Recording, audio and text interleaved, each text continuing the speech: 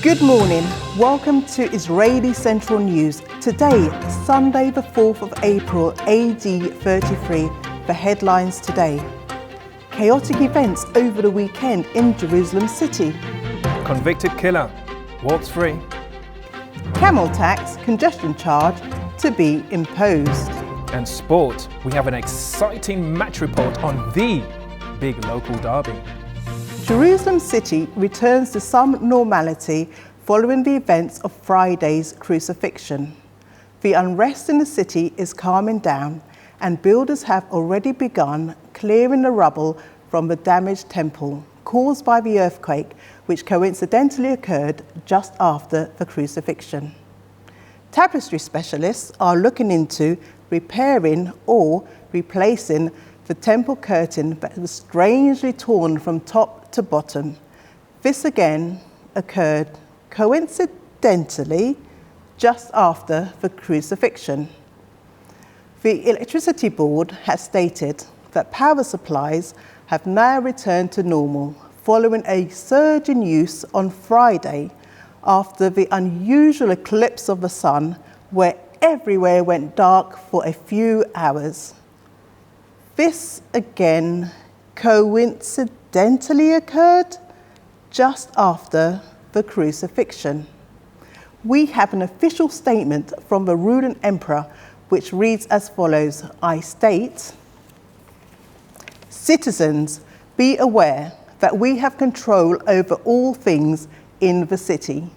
Be assured that the so-called King of the Jews is dead. We shall never hear from or see him again. And as for his followers, they will no doubt disappear."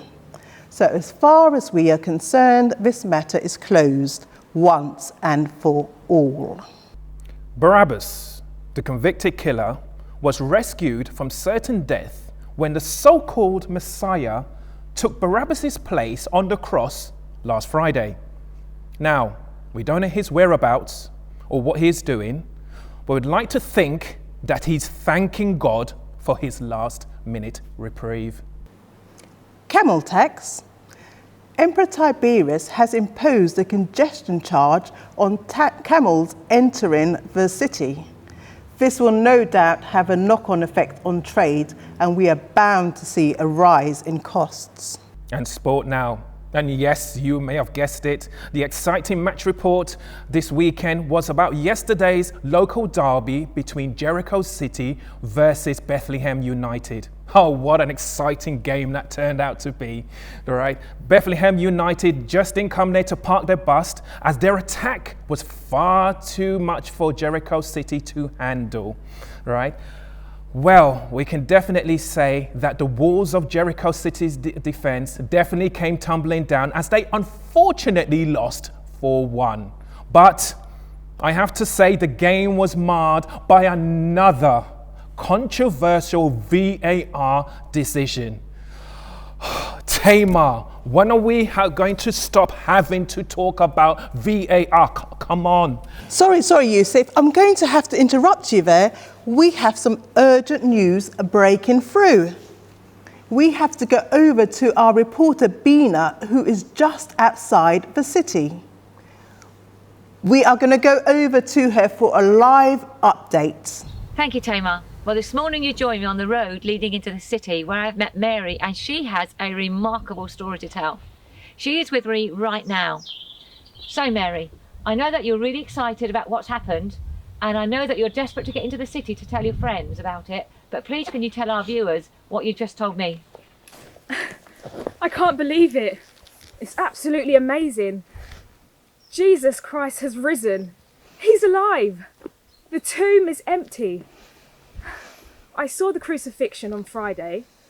I saw the spear in his side. And I saw the tomb being sealed shut. And then I went back there this morning and the stone was rolled away. The tomb was empty.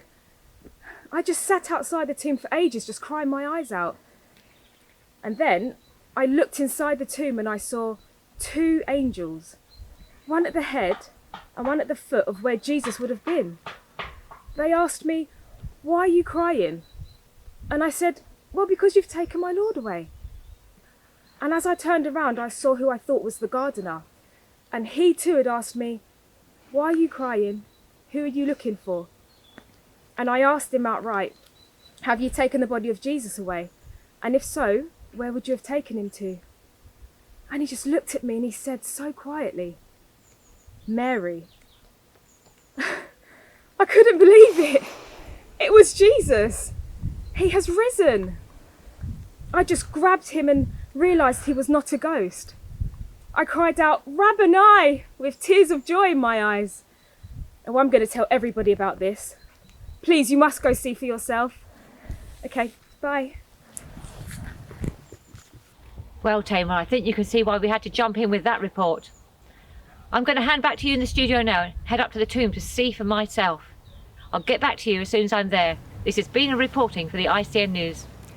Thank you, Bina. What a story we have on our hands. Wow.